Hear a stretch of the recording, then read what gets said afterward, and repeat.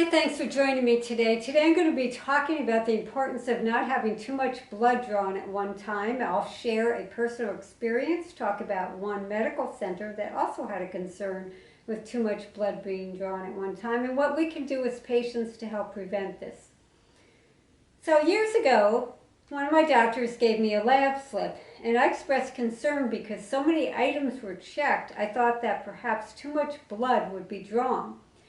She assured me it was okay, but I did push back because I had finished chemotherapy about a year ago from that, and I thought perhaps my system would be a little bit weakened, but she convinced me to go ahead with the blood test.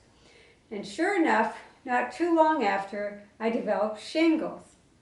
And the doctor apologized and admitted that perhaps too much blood was drawn and had weakened my system, thus bringing out the shingles.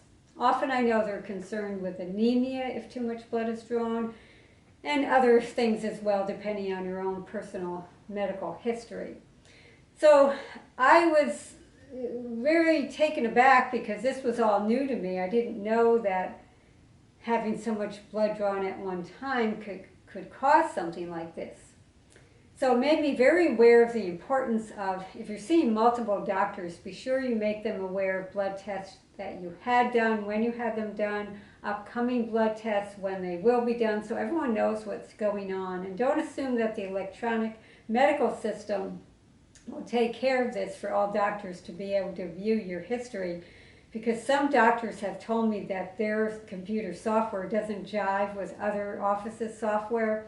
So take the responsibility as a patient and make all your doctors aware. And I did an interesting experiment. After this happened, I took a copy of that lab slip to 3 different local labs to see how much blood, how many vials they would have taken had I had the blood test done with them. And I told them the size vials that was used, because there are different size vials. And I was surprised at the different amounts different labs take. And it turned out the lab I had went to is the one that takes the most blood. So I made sure in the future that I started to utilize labs that I thought perhaps would take as little blood as necessary. So I went back to the lab who took so much blood, and I said, why did you do this? And they said, well, it's just the way we do it. We always take extra in case the vial was dropped or something comes up and they need more blood. That's just how we handle it.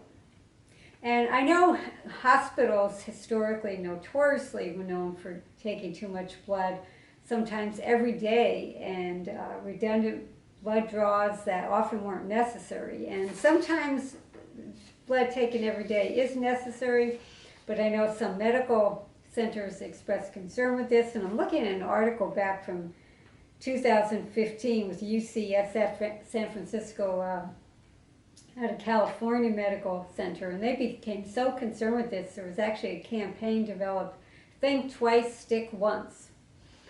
And there's a lot of research online. If you look it up, you see Johns Hopkins has some information about just how much blood might be appropriate to be drawn in X amount of time, depending on your age, your infant, child, adult, your weight, and your medical history, and so forth.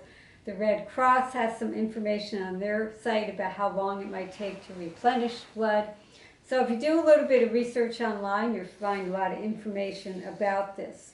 But it's really important to keep your doctors aware, especially if all of a sudden you're going to need surgery and they're taking pre-admission blood test, and then in the hospital maybe you have more blood work done. So you want to get a handle on it as best you can.